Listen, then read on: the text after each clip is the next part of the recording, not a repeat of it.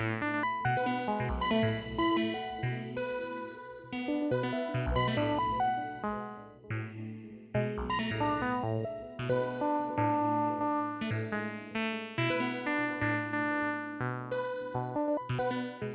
thanks for joining in for another episode of explorations on the Westlicht PerFormer Eurorack sequencer. So last night, I thought of more different ways to play with the Westlicht, and I thought, oh, what if I used an envelope to control the tempo of the sequencer, and then use the note output of one of the tracks to modulate the envelope. So I'm getting a bit of a control signal feedback happening. So that is what I tried. And so what's happening here is I've got a couple of note tracks. So tracks 1 and 2, I've got some notes happening. It's controlling a couple of oscillators. And you see the tempo here going a little bit crazy.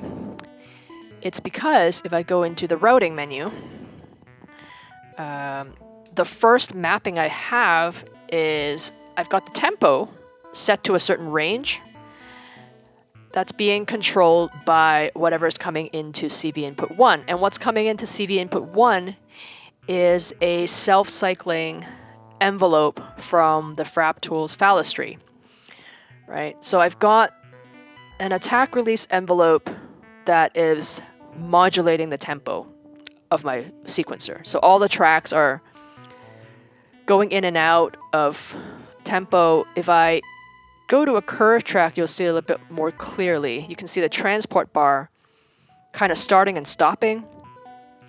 That's because I've got this envelope that's sending a continuous varying voltage to turn up and down the tempo, right?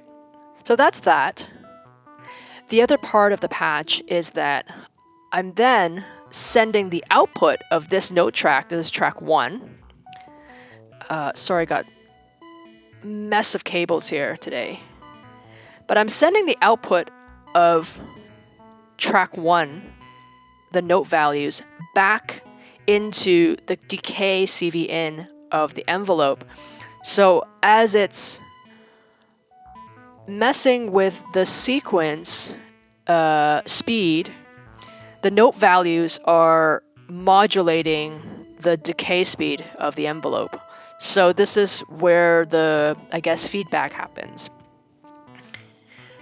And so I'm getting this constant shifting of speeds on the sequencer, which is cool.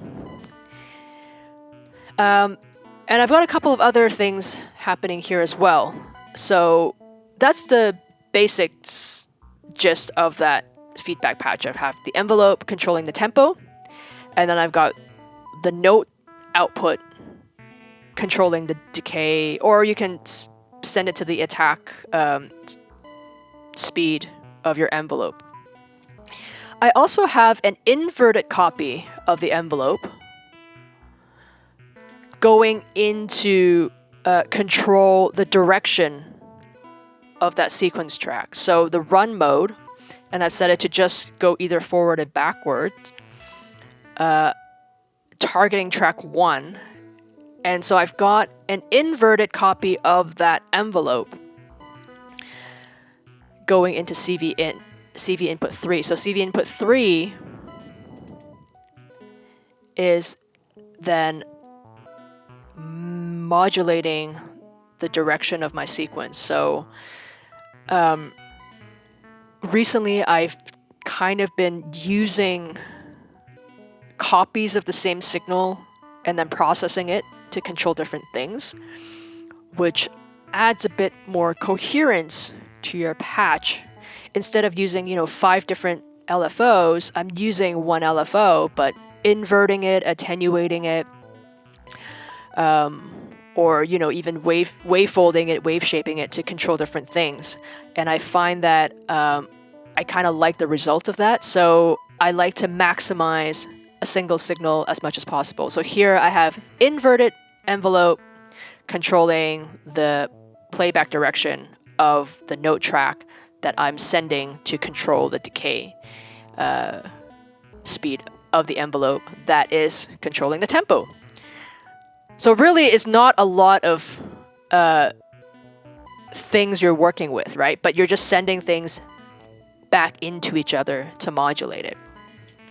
And then I have one more thing that I set, which is, again, using the same source to modulate something else. So I've got the output of track 1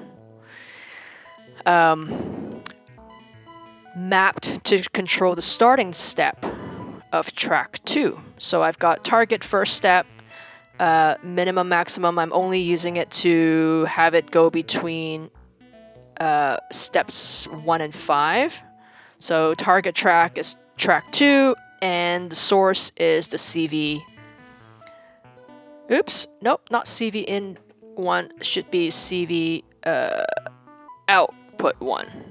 Okay, so the CV output 1, which means the output of track 1. Commit. So that actually should do something. So if you see a little arrow here, that is indicating the starting step of this track, and it's jumping around because it is being controlled by the note value of track 1. So again, it's 2 tracks of note sequences that's playing a couple oscillators.